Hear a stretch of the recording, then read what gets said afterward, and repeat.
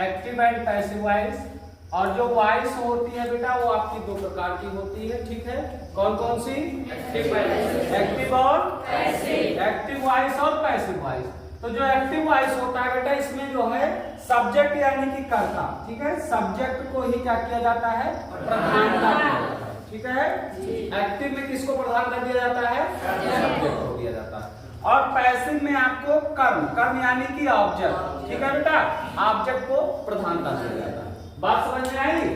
तो वॉइस दो प्रकार की होती है, एक होती है एक्टिव वॉइस और दूसरी पैसिव वॉइस। एक्टिव में किसको प्रधानता दी जाती है? सब्जेक्ट यानी कर्ता को, और पैसिव में ऑब्जेक्ट, ठीक है। चलिए अब देख लेते हैं इसका रूल।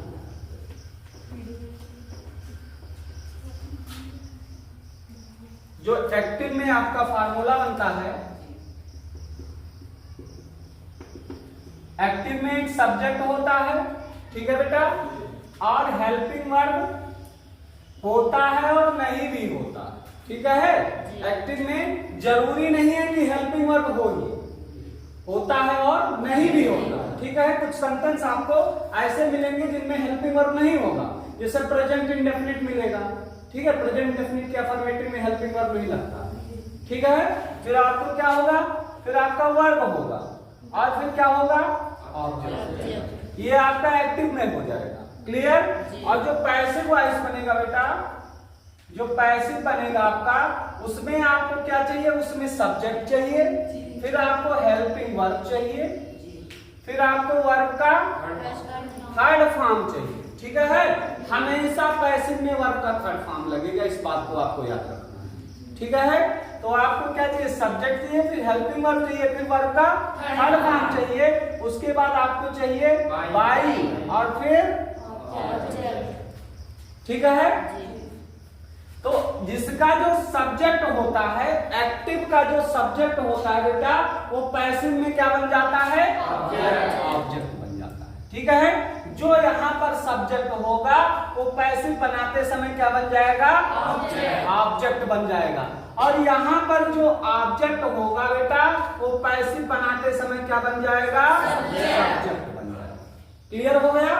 जो भी सब्जेक्ट होगा वो पैसिव में ऑब्जेक्ट बन जाएगा, और जो ऑब्जेक्ट होगा वो क्या बन जाएगा? सब्जेक्ट हो जाएगा। और यहाँ पर वर्ब का कोई भी फॉर्म हो, एक्टिव में वर्ब का कोई भी फॉर्म होगा, पैसिव में सिर्फ और सिर्फ कौन से फॉर्म में आएगा? थर्ड फॉर्म में आएगा। बात क्लियर हो गई? यहाँ पर एक्टिव में वर्ब का कोई भी फॉर्म और पैसिव में कौन से फॉर्म में जाएगा? थर्ड फॉर्म में जाएगा, ठीक है। तो जो यहाँ पर एक्टिव में जो ऑब्जेक्ट होगा वो पैसिव का सब्जेक्ट बनेगा, और जो एक्टिव का सब्जेक्ट होगा वो पैसिव का क्या बन जाएगा? ऑब्जेक्ट बन जाएगा। बात क्लियर हो गई? तो चलिए एक सेंटेंस ले लेते हैं, ठीक है। एक सेंटेंस हमने लिखा बेटा, जैसे लिखा हमने Ram pledge hockey, Ram pledge hockey, ठीक है। तो ये राम आपका हो गया सब्जेक्ट हुआ, एक्टिव में सेंटेंस राम हो गया सब्जेक्ट, और प्लेज क्या हो गया? वर्ब हो गया, और हॉकी क्या हो गया? ऑब्जेक्ट हो गया। बात क्लियर हो गई? तो बेटा एक्टिव में है सब्जेक्ट हो गया, वर्ब हो गया, ऑब्जेक्ट। तो कह रहा है जो सब्जेक्ट होगा वो ऑब्जेक्ट बन जाएगा, पैसिव में जो सब्जेक्ट होगा वो क्या बन जाएगा? ऑब्जेक्ट बन जाएगा, ठीक है। जो सब्जेक्ट होगा वो ऑब्जेक्ट बन जाएगा, और जो ऑब्जेक्ट होगा वो क्या बन जाएगा? सब्जेक्ट बन जाएगा, ठीक है। और जो यहाँ पर वर्ब होगा वो थर्ड फॉर्म में चला जाएगा, ठीक है। अब पैसिव का फार्मूला आपको सबसे पहले सब्जेक्ट चाहिए, ठीक है। तो सब्जेक्ट क्या था? यहाँ पर हॉकी था, हमने यहाँ क्या करना है? हॉकी लिख देना है। अब उसके बाद क्या चाहिए? हेल्पिंग वर्ब, ठीक है। क्या चाहिए?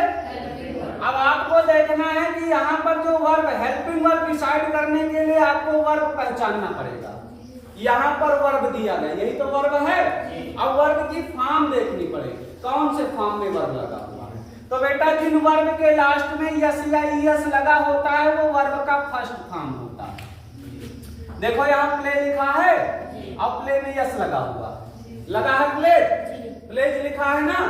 तो जब वर्ब का फर्स्ट फॉर्म होगा, ठीक है, जब वर्ब का क्या होगा, फर्स्ट फॉर्म होगा, यहाँ लिखा है, तो फर्स्ट फॉर्म होगा तो आपका लगेगा इज एम। अगर एक्टिव में वर्ब का फर्स्ट फॉर्म आता है तो पैसिव में जो हेल्पिंग वर्ब है वो इज एम आर में से एक लगेगा, तीनों नहीं लगाना, एक लगेगा। जो इज है, जो आपका इज है बेटा, वो इज लगेगा एक वचन के साथ, यानी सिंगुलर नंबर के साथ, ठीक है। और जो एम है बेटा, एम लगता है आई के साथ, ठीक है। इज लगता है एक वचन यानी सिंगुलर नंबर के साथ, और एम लगता है किसके साथ, आई के साथ। और आर लगता है, आर लगता है बहुवचन के साथ, यानी प्लूरल नंबर के साथ, ठीक है। तो जो आर है वो प्लूरल नंबर के साथ यानी बहुवचन के साथ आर लगेगा। क्लियर हो गया। इज लगेगा एक वचन सिंगुलर नंबर, एम लगेगा आई के साथ, और आर लगेगा बहुवचन के साथ। तो यहाँ वर्ब का फर्स्ट फॉर्म, और फर्स्ट फॉर्म यहाँ यस लगा है वर्ब में, तो ये फर्स्ट फॉर्म होगा। और अगर फर्स्ट फॉर्म आएगा तो इज एम आर में से आपको एक लिखना होगा बेटा, ठीक है। तो यहाँ आपका सब्जेक्ट सिंगुलर है, एक वचन है, तो एक वचन के साथ क्या लगाओगे, इज लगा दिया, ठीक है। तो अब सब्जेक्ट हो गया, हेल्पिंग वर्ब हो गया, अब क्या चाहिए वर्ब का, तो प्ले का थर्ड फॉर्म क्या होता है, प्ले होता है। अब उसके बाद क्या चाहिए, बाई चाहिए, तो आप यहाँ पर क्या करो, बाई लगा दो। फिर आपको क्या है, फिर कह रहा है जो भी यहाँ पर सब्जेक्ट है उसको क्या बना दो, ऑब्जेक्ट बना दो, ठीक है। तो बाई राम हो गया। बात समझ में आ गई, ठीक। अब आपको सब्जेक्टिव और ऑब्जेक्टिव केस देखना है बेटा। हम लोग देख लेते हैं बेटा सब्जेक्टिव केस और ऑब्जेक्टिव केस, ठीक है। सब्जेक्टिव केस और ऑब्जेक्टिव केस। सब्जेक्टिव केस यानी सब्जेक्ट के स्थान पर, ऑब्जेक्टिव यानी ऑब्जेक्ट के स्थान पर प्रयोग होंगे। तो जैसे सब्जेक्टिव केस में बेटा आई दिया गया है, ठीक है, और इसका जो ऑब्जेक्टिव केस हो जाएगा वो क्या होगा, मी, ठीक है।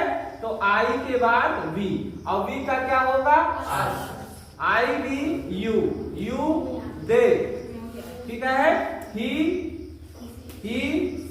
सी और इट, ठीक है। तो आई का मी, और वी का क्या हो गया, आस, और यू का यू ही रहता है, और दे का क्या हो जाएगा बेटा, देम हो जाएगा, और ही का हिम, और सी का, और इट का इट का इट ही रहेगा, ठीक है। ये आपके सब्जेक्टिव केस है, ऑब्जेक्टिव केस है। यानी अगर ये सब्जेक्ट के स्थान पर आई आया है तो जब इसको ऑब्जेक्ट पर ले जाओगे ना तो ये क्या हो जाएगा, मी हो जाएगा, ठीक है। और अगर ये मी आया हुआ है, मी ऑब्जेक्टिव केस पर आया है, और इसको सब्जेक्टिव केस पर लाओगे तो ये क्या हो जाएगा, आई हो जाएगा, ठीक है। तो ये इसके सब्जेक्टिव ऑब्जेक्टिव केस है। अगर सब्जेक्ट पर बी है तो ऑब्जेक्टिव केस ये क्या हो जाएगा, आसन हो जाएगा। बात क्लियर हो गई। में पैसिव में हम हेल्पिंग वर्ब का प्रयोग कैसे किस स्तर पर करेंगे, इस चीज को हम देखेंगे कि हेल्पिंग वर्ब हमें कैसे लगाना है, ठीक है। तो एक्टिव में और पैसिव। एक्टिव में अगर बेटा एक्टिव में वर्ब का फर्स्ट फॉर्म आता है तो पैसिव में आप लगा देना is am are. Helping verb की बात की जा रही है।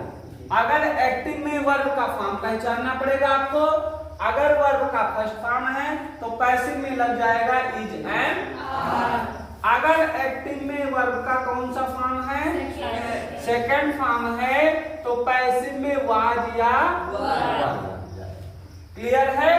अगर आपका भैया वर्ब का थर्ड फॉर्म हो गया तो क्या लगाओगे, बीन लगाओगे, ठीक है। अगर थर्ड फॉर्म है तो क्या लग जाएगा, बीन लग जाएगा। अगर आईएनजी फॉर्म कौन सा फॉर्म है? आईएनजी फॉर्म है तो बीइंग लग जाएगा। जहां देखो इंग वहां लगाओ बीइंग, ठीक है? आईएनजी इंग और बीइंग, ठीक है? तो आईएनजी फॉर्म आएगा तो क्या लग जाएगा बेटा? बीइंग लग जाएगा। तो फर्स्ट फॉर्म हो गया, सेकंड फॉर्म हो गया, थर्ड फॉर्म हो गया, एनजी फॉर्म हो गया, और अब कौन सा फॉर्म बचा? अब मॉडल वर्ब बचे। कौन से बचे? मॉडल वर्ब किसे? जैसे मॉडल वर्ब हम लिखे दे रहे, बिल हो गया, सैल हो गया, कैन हो गया, कुड हो गया, उड हो गया, शुड हो गया, ठीक है बेटा? मस्ट हो गया। अगर ये सारे आते हैं तब आपको बीईबी लगाना। क्लियर है? अगर बिल आता है, सैल आता है, कैन आता है बेटा, कुड आता है, उड आता है, शुड आता है, मस्ट आता है, अगर ये सारी चीजें आती हैं तो आपको क्या लगाना है? बी लगाना, ठीक है? छापो।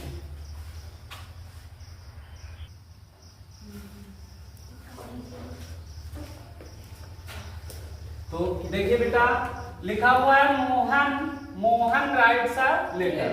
तो सर्वप्रथम आपको बेटा वर्ब का जो फॉर्म है इसको पहचानना पड़ेगा, ठीक है? जैसे आप वर्ब का फॉर्म पहचान लोगे तुरंत आपको पता चल जाएगा कि हेल्पिंग वर्ब इसमें क्या लगने वाला है। तो यहाँ पर देखो राइट में यस लगा हुआ है, राइट्स लिखा हुआ है, लिखा है ना? और जिस वर्ब में यस या यस लग जाता है वो वर्ब का फर्स्ट फॉर्म हो जाता है, क्योंकि इसका सेकंड फॉर्म रोट होगा और थर्ड फॉर्म क्या हो जाएगा? रिटर्न हो जाएगा, ठीक है? तो आपको दिख रहा होगा वर्ब का फर्स्ट फॉर्म। तो जैसे वर्ब का फर्स्ट फॉर्म है अगर, तो आपको क्या लगाना है? Is and are. वर्ब का फर्स्ट फॉर्म अगर एक्टिव में आता है तो पैसिव में क्या लगाओगे? Helping verb is and are. तो जो भी ऑब्जेक्ट होगा बेटा वो आपका सब्जेक्ट बन जाएगा। तो ऑब्जेक्ट पर क्या है? अ लेटर है ना, तो लिख दो अ लेटर। अब अ लेटर, एक वचन है बहुवचन? एक वचन है ना अ लेटर। और हम जानते हैं कि एक वचन के साथ क्या लगता है? इज लगता है। इज हमारा इसलिए लग रहा है क्योंकि बेटा यहाँ पर वर्ब का फर्स्ट फॉर्म है। और सब्जेक्ट देखो, सब्जेक्ट अब आपका एक वचन बन रहा है तो एक वचन के साथ हेल्पिंग वर्ब क्या लग जाएगा? इज लग जाएगा, ठीक है? अब आपको चाहिए वर्ब का थर्ड फॉर्म। तो राइट का थर्ड फॉर्म क्या होता है? रिटर्न। तो लिख दीजिए रिटर्न। तो हो गया लेटर इज रिटर्न। अब उसके बाद क्या चाहिए? बाई चाहिए। तो हमने बाई लगा दिया। अब यहाँ पर क्या दिया गया? मोहन। तो किसी का अगर नाम है तो उसको वैसे लिख दिया जाएगा बेटा। बात समझ में आई? चलिए दूसरा सेंटेंस देख लेते हैं। दूसरा सेंटेंस है दे बाई बुक्स, ठीक है? तो दे आपका सब्जेक्ट, बाई आपका वर्ब और बुक्स क्या हो गया? ऑब्जेक्ट हो गया। तो यहाँ पर देखो बाई यहाँ पर इसलिए यस या यस नहीं लगा है क्योंकि आपका सब्जेक्ट बहुवचन है। अगर सब्जेक्ट बहुवचन ना होता तो यहाँ पर बाई हो जाता, यस लग जाता, ठीक है? ये भी वर्ब का फर्स्ट फॉर्म ही है बेटा, क्योंकि इसका सेकंड और थर्ड फॉर्म बाट हो जाता है, ठीक है? तो फर्स्ट फॉर्म है यानी क्या लगेगा? Is am are. First form आएगा तो आपको इज एम आर भी लगाना है, हेल्पिंग वर्ब। तो बुक्स, यहाँ पर देखो बुक लिखा है, सॉरी बुक्स लिखा है, बुक नहीं लिखा है। अगर बुक होता बेटा तो वो एक वचन हो जाता, लेकिन यहाँ क्या दिया गया? बुक्स दिया गया, यानी जो सब्जेक्ट बनेगा वो आपका बहुवचन बन रहा है, ठीक है? तो यहाँ पर क्या हो जाएगा? बुक्स हो जाएगा। अब उसके बाद हेल्पिंग वर्ब, हम जानते हैं वर्ब का फर्स्ट फॉर्म लगा है यानी कि इज एम आर, और इज एम आर लग जाएगा तो सब्जेक्ट आपका बहुवचन है और बहुवचन के साथ क्या लगेगा? आर लग जाएगा। तो बुक्स आर और बाई का थर्ड फॉर्म बेटा बॉट हो जाएगा, ठीक है? अब आपको क्या चाहिए? अब आपको बाई चाहिए और सब्जेक्ट पर क्या है? दे। तो दे सब्जेक्टिव केस है बेटा, ठीक है? और दे अब सब्जेक्ट को छोड़कर कहाँ जा रहा है? ऑब्जेक्ट पर तो जा रहा है, ठीक है? तो जब ये इसको छोड़ के जा रहा है तो रोएगा रास्ते में, नहीं रोएगा? कोई किसी को छोड़ के जाता है तो बड़ा दुख होता है, क्यों प्रज्वल? होता है दुख, ठीक है? प्रज्वल को बहुत दुख हो रहा है। तो बेटा ये अपना स्थान छोड़ के ऑब्जेक्ट पर जा रहा है तो दे अपना स्थान बदल लेगा ना, तो इसके स्वरूप में भी बदलाव हो जाएगा। तो दे का ऑब्जेक्टिव केस लिखा जाएगा और दे का ऑब्जेक्टिव केस अभी हमने करवाया है, क्या होता है? बात समझ में आई? चलिए अगला देखिए, कह रहा आई लाइक हिम। अब यहाँ देखो बेटा, हिम है ना, ये ऑब्जेक्ट है और ऑब्जेक्ट ही आपका क्या बनेगा? सब्जेक्ट बनेगा। तो हिम ऑब्जेक्टिव केस में है और जब ये सब्जेक्ट पर आएगा तो सब्जेक्टिव केस में हो जाएगा। तो हिम का सब्जेक्टिव केस, हिम का सब्जेक्टिव केस ही होता, ही का हिम, ठीक है? ये सब्जेक्टिव केस है ये, तो हिम ऑब्जेक्टिव केस है। जब ये सब्जेक्ट बनेगा तो अपने सब्जेक्टिव केस में आ जाएगा। तो हिम का सब्जेक्टिव केस क्या हो गया? और वर्ब का कौन सा फॉर्म? फर्स्ट फॉर्म है, ठीक है? क्योंकि इसका सेकंड फॉर्म हो जाएगा लाइट हो जाएगा, सेकंड और थर्ड फॉर्म क्या हो जाएगा? लाइट हो जाएगा। बात क्लियर है? तो ही और ही एक वचन है ना, तो हम जानते हैं कि वर्ब के फर्स्ट फॉर्म के साथ क्या लगता है बेटा? Is and. तो ही आपका एक वचन है और एक वचन के साथ क्या लगाओगे? इज। तो ही इज। और लाइक का थर्ड फॉर्म क्या होता है? लाइक। उसके बाद और आई का ऑब्जेक्टिव केस, आई यहाँ सब्जेक्टिव केस में है और इधर आएगा तो कौन से केस में हो जाएगा? ऑब्जेक्टिव केस में, ठीक है? चलिए अगला यहाँ पर दिया गया यू लव हर। तो यहाँ पर देखो भैया, लव लिखा हुआ है और इसका फॉर्म आप लोग पक्का पहचान जाओगे, हमें पूरा पूरा आशा है भैया। लव यहाँ वर्ब के फर्स्ट फॉर्म में है, ठीक है? क्योंकि इसका सेकंड फॉर्म क्या होता है? लव्ड। सेकंड और थर्ड फॉर्म लव्ड होता है। तो जो हर है वो सब्जेक्ट पर आकर क्या हो जाएगा? सी हो जाएगा, अपने सब्जेक्टिव केस में आ जाएगा, ठीक है बेटा? और सी आपका एक वचन है और एक वचन के साथ क्या लगाओगे? क्योंकि वर्ब का फर्स्ट फॉर्म आएगा तो is am are helping verb लगेगा। तो सी के साथ लग गया इज और लव का थर्ड फॉर्म क्या होता है? लव। उसके बाद और यू का ऑब्जेक्टिव केस यू ही होता है, ठीक है? आप लोग को सबका काम हो जाएगा। जैसे सेंटेंस लिख लीजिए, राधा राइट्स अ लेटर, ठीक है? पहला सेंटेंस है राधा राइट्स अ लेटर। दूसरा है दे प्ले फुटबॉल। तीसरा सेंटेंस है बेटा बी बाई अ बुक। और चौथा सेंटेंस है आई रीड द बुक। पांचवा सेंटेंस है सी कॉल्स मी। छठा सेंटेंस है आपका ही टीचर्स अस। और सातवां सेंटेंस है ही ओपन्स द डोर। आठवां सेंटेंस है they help you, they help you, ठीक है? ये 8 सेंटेंस आपको क्या करना है बच्चा? प्रैक्टिस कर लेना है, ठीक है भैया? और इसको प्रैक्टिस कर लोगे आपका काम तमाम हो जाएगा। सेकंड फॉर्म है, अगर बेटा एक्टिव में वर्ब का सेकंड फॉर्म आएगा तो पैसिव में हेल्पिंग वर्ब के तौर पर आपको वाज या वर लगाना होगा, ठीक है? और वाज लगेगा एक वचन के साथ और वर लगेगा किसके साथ? ठीक है? एक वचन यानी कि सिंगुलर नंबर और बहुवचन यानी कि प्लूरल, ठीक है? एक वचन के साथ वाज और बहुवचन के साथ वर। अब देखिए फर्स्ट फॉर्म तो आसानी से आप पहचान ले जाओगे। जैसे लिखा है आई प्ले क्रिकेट, अगर लिखा है आई प्ले क्रिकेट तो आपने प्ले देखा तो आप जान गए कहा सर जी यहाँ पर फर्स्ट फॉर्म है, यानी कि क्या लग जाएगा? Is and are. लेकिन अगर हमने लिख दिया, चलो ये लिखा है प्ले, आप पहचान गए फर्स्ट फॉर्म है, लेकिन हमने लिख दिया यहाँ पर प्लेड, हमने लिख दिया प्लेट और हमने एक और प्लेट लिख दिया, 2 प्लेट हमने लिख दिया। ठीक है, अब हम आपसे पूछे कि चलो बताओ कि ये सेकंड फॉर्म की, ये सेकंड फॉर्म की, ये थर्ड फॉर्म की, ये थर्ड फॉर्म। सेकंड और थर्ड फॉर्म इनमें से बताओ कौन सा सेकंड है कौन सा थर्ड है। ठीक है, तो सेकंड फॉर्म कुछ ऐसे वर्ब आपके होते हैं बेटा जिनका सेकंड फॉर्म और थर्ड फॉर्म दोनों एक जैसा होगा। जैसे प्ले तो फर्स्ट फॉर्म है लेकिन इसका सेकंड फॉर्म और थर्ड फॉर्म दोनों एक जैसा है। तो इसको कैसे पहचानोगे? तो इसको हम लोग पहले इसको पहचानना जरूरी है। इसको सेंटेंस के साथ हम क्या करेंगे बेटा, इसको हम पहचानेंगे। ठीक है, सेंटेंस के साथ इसको हम पहचान लेंगे कि कौन सा सेकंड फॉर्म है कौन सा थर्ड फॉर्म है। तो आई प्लेड क्रिकेट।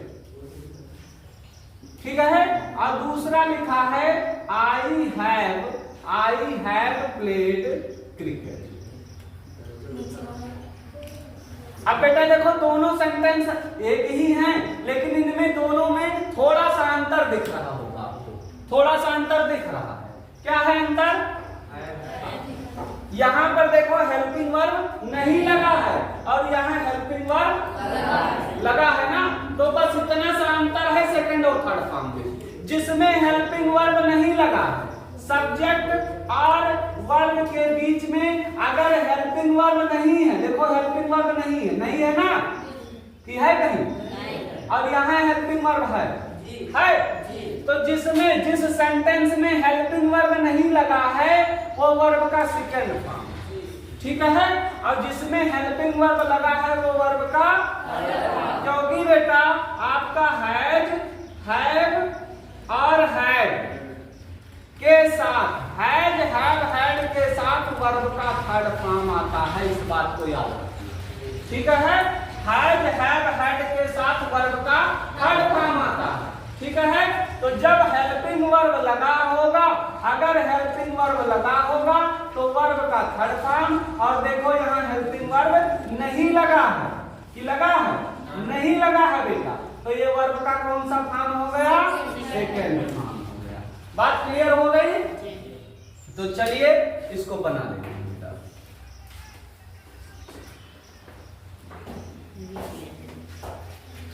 तो अब लिखा है आई प्लेड क्रिकेट, तो हमको क्या करना है? ऑब्जेक्ट को सब्जेक्ट बना लेना है, तो क्रिकेट हमने इधर लिख दिया। और यहाँ पर वर्ब का सेकेंड फॉर्म, और सेकेंड फॉर्म यानी कि वाज या वाज लगेगा एक वचन और वर लगेगा बहुवचन। तो क्रिकेट आपका एक वचन है तो एक वचन के साथ क्या लगा दोगे? वाज। और प्लेड आपका सेकेंड और थर्ड फॉर्म दोनों है बेटा। ठीक है, प्लेड सेकेंड फॉर्म भी प्लेड ही होता है और थर्ड फॉर्म भी प्लेड ही होता है। तो क्रिकेट वाज प्लेड, उसके बाद बाई, आई का ऑब्जेक्टिव केस। ठीक है, बन गया। चलिए अगला देखिए, आई किल्ड अ स्नेक। अब यहां पर देखो बेटा, इसका जो फर्स्ट फॉर्म, ये याद रखना है बेटा कि फर्स्ट फॉर्म नहीं होना चाहिए। ठीक है, यहां पर किल्ड लिखा है तो किल्ड का जो फर्स्ट फॉर्म होता है वो किल होता है, किल। ठीक है, और इसका सेकंड और थर्ड फॉर्म किल्ड होता है। ठीक है बेटा, अब कैसे पहचानोगे सेकंड फॉर्म है कि थर्ड फॉर्म? देखो हेल्पिंग वर्ब लगा है, कोई हेल्पिंग वर्ब नहीं लगा, कोई हैज हैव हैड नहीं लगा है। तो कोई हैज हैव हैड नहीं लगा है तो वर्ब का कौन सा फॉर्म हो गया? सेकंड फॉर्म हो गया। अगर यहाँ पर हेल्पिंग वर्ब कोई लगा होता हैज हैव ना, तो ये वर्ब का थर्ड फॉर्म हो जाता। ठीक है, तो आई स्नेक को आगे ले लो, तो आई स्नेक क्या हो गया? आगे हो गया। ठीक है बेटा, और एक स्नेक है तो वर्ब का सेकंड फॉर्म, अगर वर्ब का सेकंड फॉर्म आ रहा है तो वाज या वर लग जाएगा, लग जाएगा भैया। तो वाज या वर लग गया, आई स्नेक, और यहाँ पर क्या हो गया? वाज। ठीक है, तो आई स्नेक वाज, और किल्ड का हो जाएगा वर्ब का थर्ड फॉर्म, तो इसका थर्ड फॉर्म किल्ड का किल्ड ही लगेगा। ठीक है, तो स्नेक वाज किल्ड, उसके बाद क्या हो जाएगा?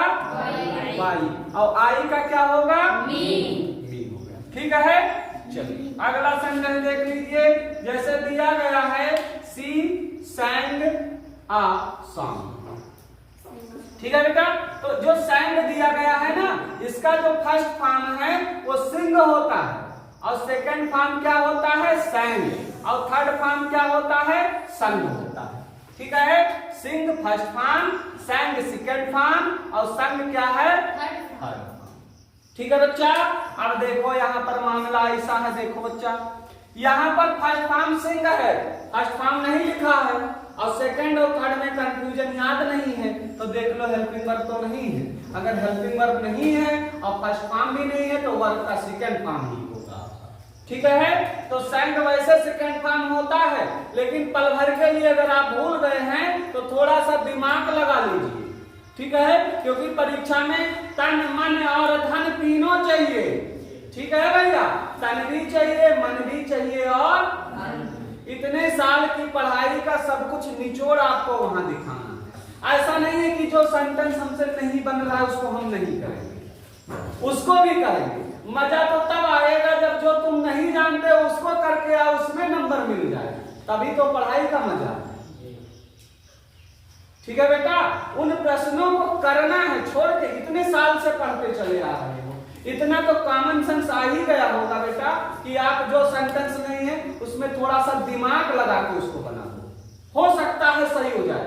पॉजिटिव सोचो, ये ना सोचो कि गलत हो ये हम बनेगे भैया, गलत हो ये हम ना बनेगे, नहीं, चांस है 50% चांस है सही होने का, अब 50% चांस है गलत होने का, तो हो सकता है कि 50% सही वाला हो जाए, तो इसीलिए कॉमन सेंस भी लगाना है परीक्षा में। तो यहीं पर देखो, अगर आपको इसका सेकंड थर्ड फॉर्म नहीं मालूम है, आपको फर्स्ट फॉर्म मालूम है कि सिंग होता है, और आप जान गए कि भैया सिंग है नहीं, तो यानी फर्स्ट फॉर्म नहीं है, तो लगा दो हेल्पिंग वर्ब, देखो है नहीं है तो यानी सेकंड फॉर्म है, और सेकंड फॉर्म है तो वाज या वर, तो आसान को आगे ले लेंगे, और एक शाम की बात है बेटा, तो क्या हो जाएगा, और sang का थर्ड फॉर्म होता है संग, तो आसान वाज संग भाई। हाँ, आपको कुछ जो मेन है उसका सेकंड और थर्ड फॉर्म याद करना होगा, क्योंकि भैया थर्ड फॉर्म लिखना, अगर थर्ड फॉर्म गलत कर दोगे तो सारा किए कराए पानी फिर जाएगा, नंबर आपको नहीं मिलेगा। ठीक है, तो इसी मिसाल लिख लो,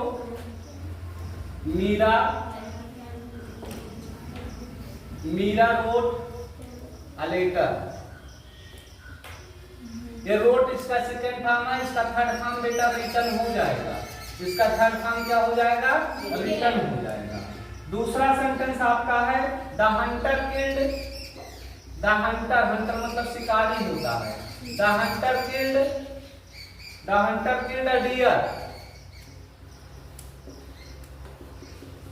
तीसरा आपका है you finished your work, you finished your work.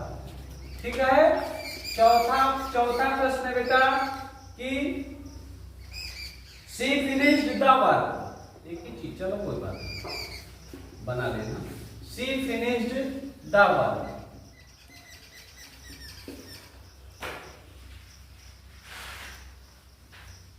अगला लिख लो, पांचवा लिख लो, द ड्राइवर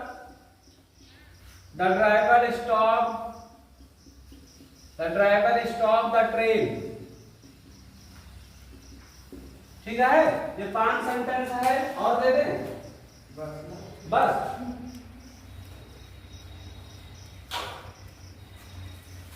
चलो विनीता बैठी तो एक और लिख लो, विनीता हिट मी,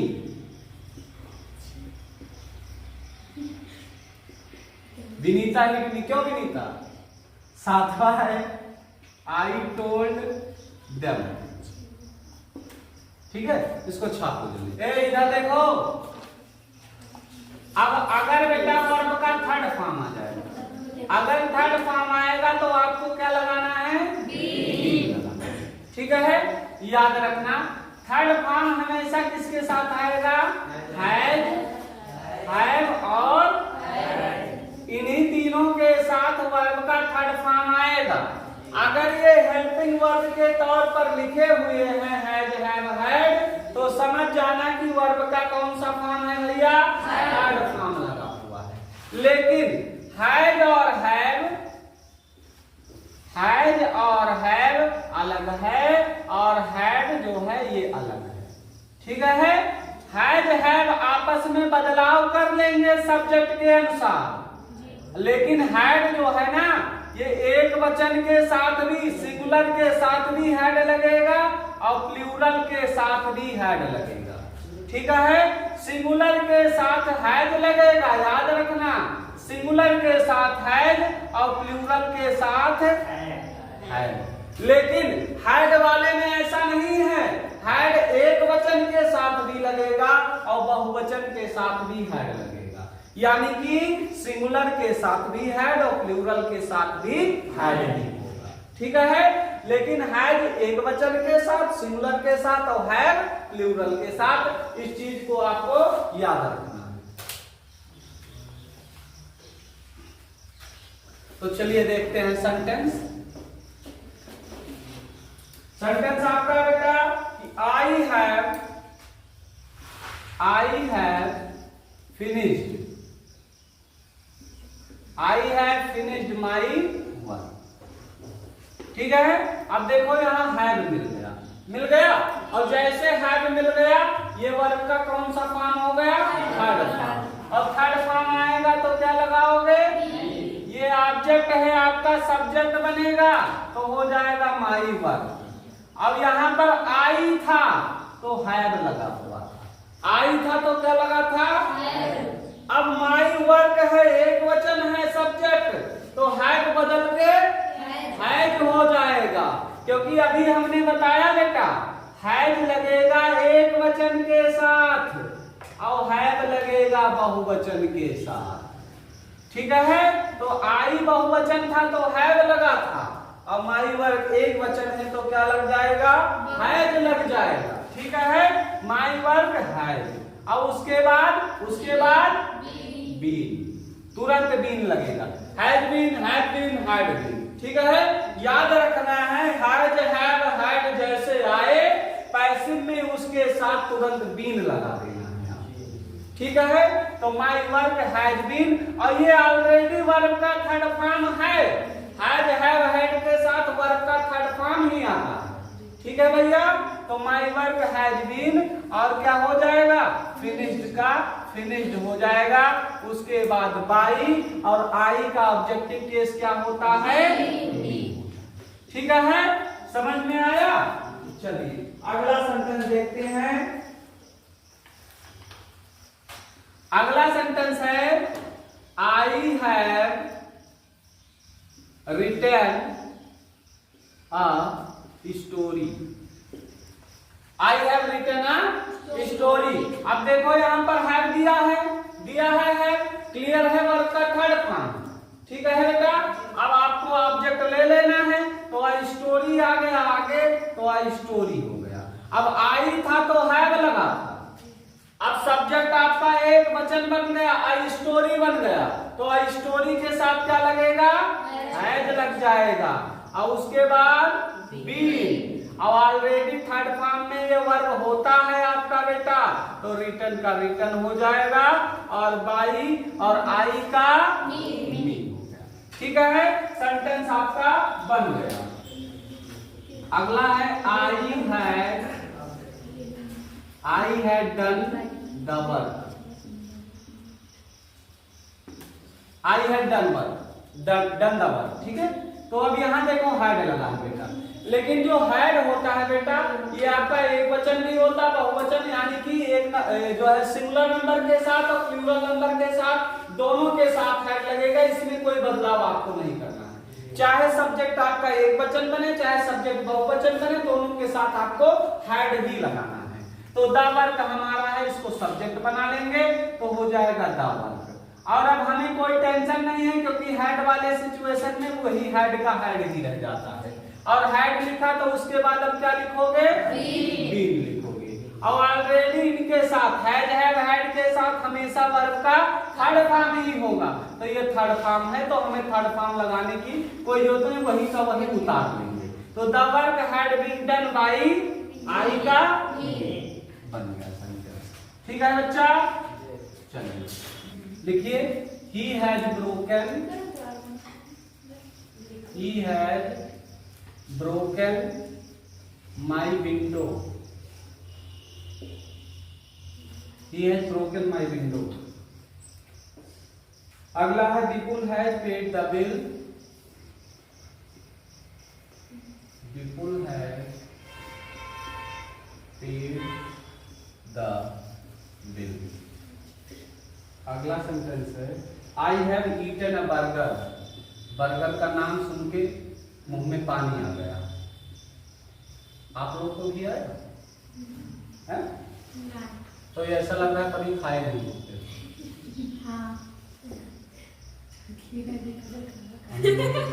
हैं? तो इसीलिए मुंह में पानी नहीं आया। They have read the book. अभी जाना तो चौराहे पे कह देना भैया एक बर्गर बना लो, हमको देखना है। They have read the book. अगला है we have sent the parcel. We have sent the parcel. ठीक है, इसको आपको क्या करना बच्चा, इसको ट्राई कर लेना। ट्राई मतलब इसको बनाना, कोशिश करना, बाकी तुम लोग देखो जानते बना ले जाओगे। अगला है I had finished my work. I had finished my work. I had written a letter. I had written a letter. अगला है he had given a lecture. He had given a lecture. ठीक है, he had given a lecture. अगला है she had lost the key. She had lost the key. इतना आप देखो बेटा। अगर बेटा ing फॉर्म आ जाए, एक्टिव में ing फॉर्म आ जाएगा तो आपको क्या लगाना है? बींग लगाना। ठीक है, अगर ing आता है तो आपको क्या लगाना है? बींग लगा देना है। ठीक है, चलिए देख लेते हैं। तो अ पोयम, देखो यहाँ पर सब्जेक्ट आपका आई था तो एम लगा हुआ था हेल्पिंग वर्ब। ठीक है बेटा, तो जो इजमार होता है ये आपस में बदलाव करेगा सब्जेक्ट के अनुसार। अगर सब्जेक्ट एक वचन है तो इज, अगर आई है तो एम, और अगर बहुवचन है तो आर। ठीक है बेटा, तो यहाँ आई था तो एम लग गया। अब सब्जेक्ट जो बनेगा अब पोएम बन रहा है, और आप पोएम क्या होता है? एक वचन होता है, एक पोएम की बात कर रहा है, तो सब्जेक्ट आपका क्या बन जाएगा? सॉरी, हेल्पिंग वर्ब आपका इज लग जाएगा। ठीक है, हेल्पिंग वर्ब क्या लगेगा? इज लग जाएगा।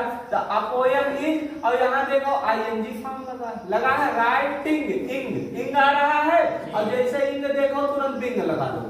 राइटिंग आईएनजी देखो यहाँ दिख रहा है ना, तो आपको हेल्पिंग वर्ब के तुरंत बाद क्या लगाना है? बीइंग लगा देना। ठीक है, तो आप पोएम इज बीइंग, और राइटिंग का थर्ड फॉर्म, तो राइटिंग का थर्ड फॉर्म क्या होता है? रिटन है, रिटन बाई आई का मी फुल। ठीक है, चलिए दूसरा देख लेते हैं। दूसरा यहाँ पर वी आर प्लेइंग फुटबॉल, तो यहाँ पर वी देखो बहुवचन है बेटा, तो आर लगा हुआ है हेल्पिंग वर्ब। बी बहुवचन है तो आर लगा है, लेकिन जो यहाँ पर फुटबॉल बनेगा सब्जेक्ट, फुटबॉल क्या हो जाएगा? एक वचन हो जाएगा।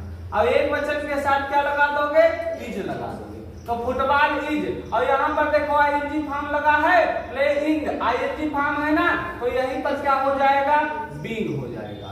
अब प्लेइंग का थर्ड फॉर्म क्या होता है? प्लेड, उसके बाद बाई, और बी का क्या होगा? आंसू हो जाएगा। ठीक है, चलिए तीसरा देख लेते हैं। तो तीसरा है my father is washing the car, और द कार को आगे हम सब्जेक्ट बना लेंगे, तो यहाँ पर हो जाएगा बेटा द कार। ठीक है, द कार, और द कार भी सिंगुलर ही है तो इज हो जाएगा। और यहाँ देखो वॉशिंग आईएनजी फॉर्म लगा है, तो आईएनजी फॉर्म लगेगा तो क्या लगा दोगे? बीइंग लगा दोगे। तो द कार इज बिग और वॉशिंग का थर्ड फॉर्म होता है washed. Washed by my father. ठीक है बेटा। अगला देखो, अगला है सी वाज। अभी तक इज एमआर था, अब वाज वर। तो इज एमआर आपस में बदलाव करेगा, और जो वाज वर होगा ना तो वाज और वर आपस में बदलाव करेगा।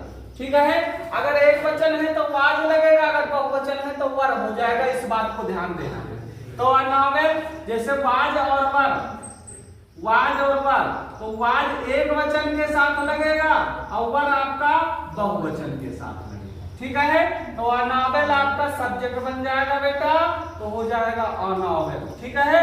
अनॉवेल भी एक वचन है तो वाज लग जाएगा, और यहाँ देखो आईएनजी फॉर्म लगा हुआ है, लगा है ना, तो तुरंत क्या हो जाएगा, बीइंग हो जाएगा। तो अनॉवेल वाज बीइंग, और राइटिंग का थर्ड फॉर्म होता है रिटन बाई सी का।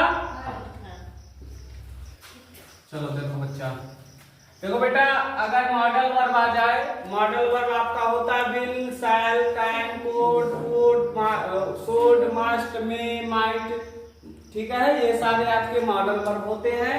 अगर आपके मॉडल वर्ब आते हैं तो आपको क्या लगाना है, बी लगा देना। ठीक है। बी लगा देना। ठीक। चलो देख लेते हैं। तो आई शैल, अब ध्यान दीजिएगा, आई और बी के साथ शैल लगता है, और आई और बी को छोड़कर आई और बी के अलावा कुछ भी आ जाएगा तो वहां बिल लग जाएगा। ठीक है बच्चा। तो चलो, आई शैल पोस्ट अ लेटर, और सब्जेक्ट आपका बनेगा आ लेटर। तो आ लेटर। अब यहाँ आई था तो शैल हो गया, और आई और बी के साथ ही शैल लगता है, इसके अलावा बिल लगता है, तो इसके अलावा आ गया, आई बी तो है नहीं, आ लेटर आ गया, तो यहाँ क्या हो जाएगा, बिल लग जाएगा, और उसी के बाद बी। ठीक है। तो लेटर बिल बी। अब पोस्ट का होता है पोस्टेड, थर्ड फॉर्म हो गया बाई आई का। ठीक है बच्चा। दूसरा है मोटू विल लर्न द लेसन। तो द लेसन आपका बन गया सब्जेक्ट, द लेसन आपका बन गया सब्जेक्ट। तो द लेसन, और द लेसन अब बिल का बिल ही रहेगा, क्योंकि आई और बी होता तब शैल होता बच्चा, और उसी के बाद आपको लगाना है बी, और लर्न का थर्ड फॉर्म होता है लर्न बाई मोटू। मोटू पतलू की जोड़ी। अगला है सी विल हेल्प मी। अब देखो मी यहाँ पर दिया गया है तो मी आगे आएगा और क्या बन जाएगा, आई, और आई बी के साथ शैल लगता है तो यह बिल बदल के क्या हो जाएगा बेटा, शैल, और इसी के बाद क्या लग जाएगा, बी लग जाएगा। तो आई शैल बी, और हेल्प का थर्ड फॉर्म होता है हेल्प बाई, और सी का ऑब्जेक्टिव केस फुल स्टॉप। ठीक है। अगला सी कैन लिफ्ट दिस बॉक्स। तो दिस बॉक्स सब्जेक्ट बनेगा, तो दिस बॉक्स हो गया, और कैन का कैन ही रह जाएगा, और इसके बाद लग जाएगा बी। तो दिस बॉक्स कैन बी, और लिफ्ट का थर्ड फॉर्म होता है लिफ्टेड बाई ही का। ठीक है भैया।